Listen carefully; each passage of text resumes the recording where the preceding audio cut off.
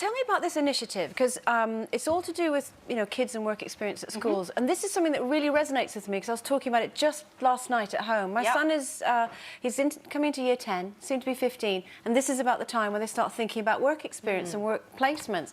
And this is exactly where you come in. Exactly. I mean, I think as parents, what we really understand is that school is all preparation for getting you ready for work. Yeah. And that transition that young people make between leaving school and going to work is perhaps the most important and biggest transition all of us ever make in our lives. So getting work ready is really important to young people, but there aren't that many work experience opportunities that are available. So that's where the sort of disconnect comes in. And I see a lot of young people, and they go into an office environment and they just don't know what to expect. They're not used to how it works. They put their hand up if they want to go to the toilet. They sit there texting.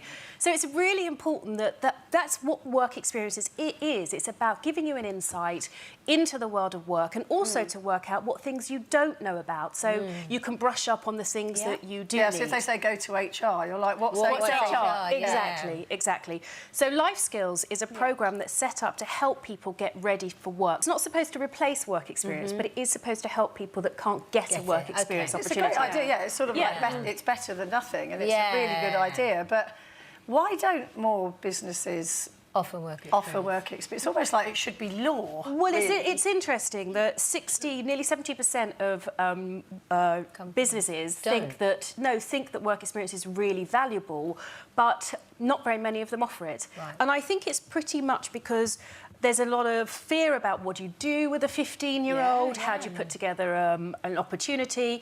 And part and parcel of the programme is helping businesses put together really simple work experience timetables to help them to embrace it into their company, because it doesn't actually matter what the company does, whether it's a small company or a large company.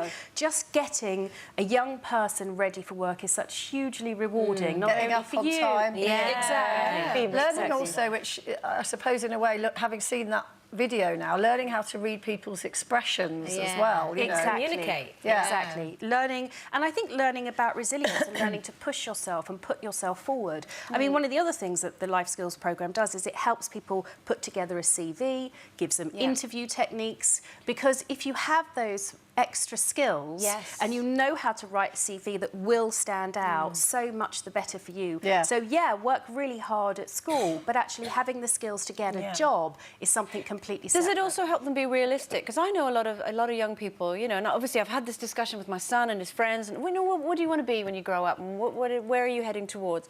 You know, and some of them are very driven and focused and have a clear plan, others not so much, my son. But how do you keep them reality-based? Because so many kids nowadays, they just want something like that, and they think, well, I'm going to go to work and I am going to be a film director, or I'm going to be whatever.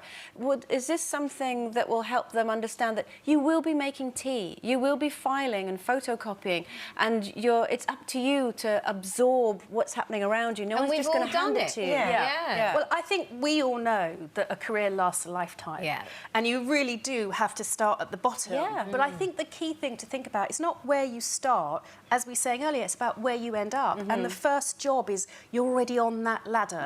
And where you go and how far you go is about how much ambition you have, how much drive you have, how much determination. Did you always think you'd be where you are now? Did you always have that vision in mind? Not really. I don't think that many people, unless you really know what you want to be, if you have a vocation in life, you want to be a doctor or a nurse or something like that. I think when you get into the in the world of business and you realise you're good at something, that gives you confidence. And you think, wait a minute, I'm quite good at this, actually. And then you sort of, you get promoted, and then you think, actually, I'm really good at this.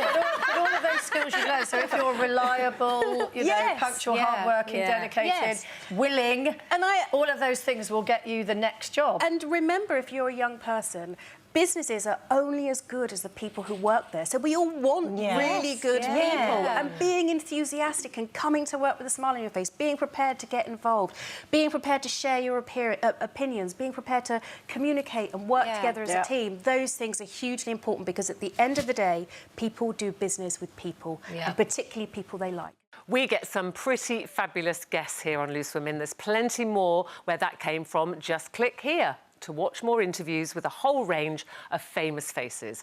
And click here to subscribe. It's free, so you'd be silly not to, really.